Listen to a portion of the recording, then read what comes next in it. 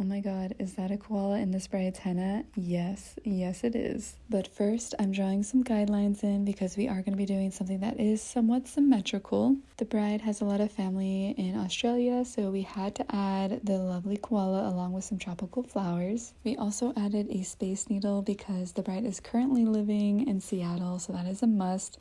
And the family actually convinced her to add a little bit more, which I actually love how it turned out. Now we're adding the groom's name. And you may be questioning these really thick, luscious vines, but stay watching until the end because the stain payoff is absolutely amazing. I'm definitely in love with the clusters of flowers, this little grid here, and now we're on to an amazing beach scene.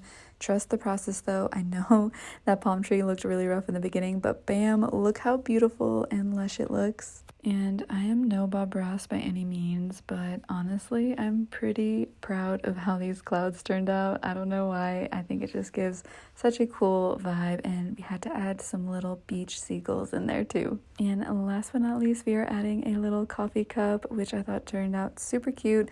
Here's how everything looks on the palm side. I'm not gonna lie, there was a lot of movement, so I'm really proud with how it turned out. And here's the stain. Let me know what you guys think.